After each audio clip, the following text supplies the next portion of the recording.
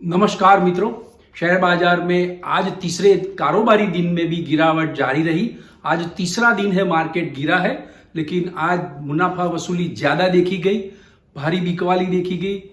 Sensex में 872 point का गिरावट है और निफ्टी में भी 261 पॉइंट माइनस के क्लोजिंग है। बैंक निफ्टी भी गिरा है, ऑल सेक्टर के इंडेक्स भी गिरे हैं।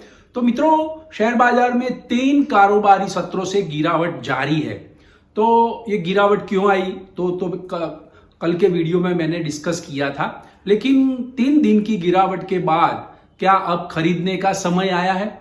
क्या कहते हैं टेक्निकल लेवल्स? आगे वाले दिनों में मार्केट का ट्रेंड कैसा रहेगा? और हाँ, एफआईआई का जो रुख है वो क्या रहेगा? ये तीनों सवाल के जवाब आज के वीडियो में अपन चर्चा करेंगे। तो मित्रों, इन्वेस्टिंग ए टू जेड में आपका स्वागत है। मैं Bharat Panchal.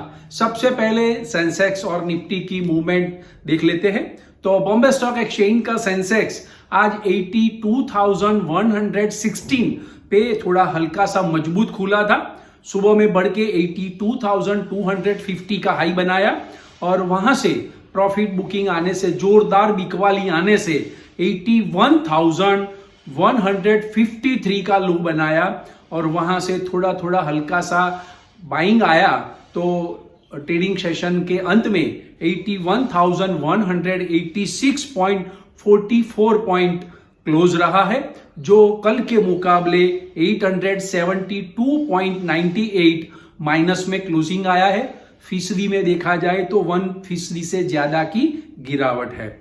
National stock exchange का निफ्टी इंडेक्स 24,996 पे खुला। सुबह में बढ़ के 25,010 हुआ और वहां से गिर के 24,669 की लो बनाई और वहां से ट्रेडिंग सेशन के अंत में 24,683.90 पे बंद रहा, जो कल के मुकाबले 261.55 माइनस में क्लोजिंग रहा है। बैंक निफ्टी भी आज 543 पॉइंट माइनस में बंद रहा है। बैंक निफ्टी आज 54,877 पर क्लोजिंग आया है। तो मित्रों, कल डाउ जोन्स 300 पॉइंट माइनस था, फिर भी उनका जो सेलिंग प्रेशर था, उनका जो डाउन ट्रेंड था, वो प्लस में बंद आया। 137 पॉइंट प्लस बंद था। नेस्डेक भी प्लस है। आज भी Dow Jones future 60 point minus में चल रहा है।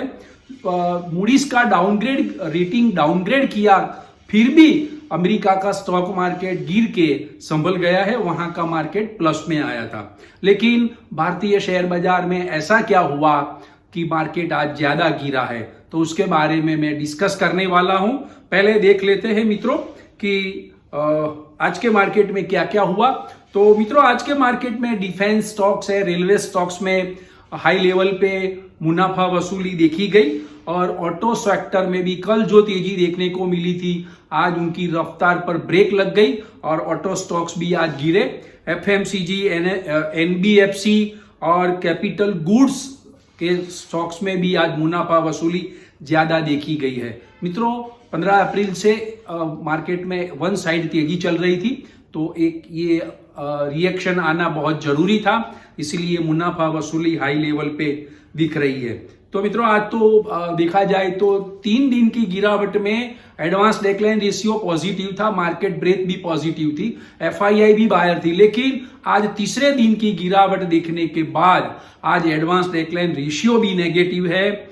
मिड कैप और स्मॉल कैप भी गिरे हैं। मिड कैप 1.62% की मंदी आई है और स्मॉल कैप भी 1% से ज्यादा का गिरावट देखा गया है। तो मिड कैप, स्मॉल कैप काफी सारे आज घटे हैं। लेकिन मित्रों, आज के मार्केट में खाली मेटल स्टॉक्स है, उनमें तेजी देखी गई है। मंदी के बाजार में मेटल स्टॉक्स में तेजी, उनके पीछे एक रीजन है कि चीन के फैक्ट्री आउटपुट, रिटेल बिक्री, फिक्स्ड इनकम इन्वेस्टमेंट के आंकड़े कमजोर रहे हैं। उसके बाद चीन ने लैंडिंग रेट में कटौती की है। तो जो कटौती की है लैंडिंग रेट में, उनके रेट का फायदा भारत को मिलने वाला है। इसीलिए मेटल स्टॉक्स में आज नया बाइंग आया और टाटा स्टील, सेल, हिंदुस्तान कॉपर, काफी सारे मेटल स्टॉक्स में नया बाइंग आया, तो वो प्लस में बंद रहे हैं मित्रों। तो फिर मैं बोल रहा था कि गुरुवार को मार्केट में 1200 पॉइंट का उछाल देखा गया था और निफ्टी में भी 395 का उछाल देखा गया था। वो गुरुवार का उछाल जो आया था वो तीन दिनों की गिरावट में वो वाइप ऑफ हो गया है। और मित्रों क्वार्टर 4 के नतीजे आए हैं, उनके पर भी नजर डाल देते हैं। डीएलएफ का मुनाफा 36% अप आया है, उनकी रेवेन्यू भी 46% अप आई है। डीएलएफ का रिजल्ट जो है वो अनुमान से काफी अच्छा रहा है। पेट्रोनेट एलएनजी का मुनाफा 23% बढ़ा है।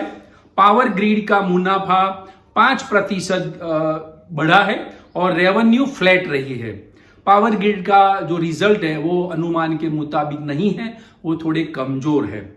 फाइजर का मुनाफा 20% बढ़ा है। उनका शेयर में, फाइजर के शेयर में रिजल्ट आने के बाद नया बाइंग आया तो उनके शेयर के दाम भी 10% बढ़े थे।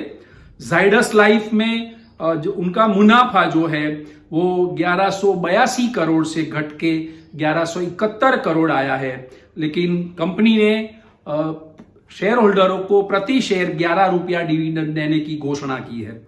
हिंदाल्को का मुनाफा जो है वो 3174 करोड़ से बढ़ के 5283 करोड़ आया है। हिंदाल्को का रिजल्ट काफी अच्छा है। कंपनी ने प्रति शेयर 5 रुपया डिविडेंड देने की ऐलान किया है। मैक्स इंडिया हेल्थ केयर का मुनाफा 252 करोड़ से बढ़ के 319 करोड़ आया है। 1.5 रुपया डिविडेंड देने का ऐलान किया गया है। तो ये थे क्वार्टर 4 के नतीजे। तो मित्रों मार्केट क्यों गिरा?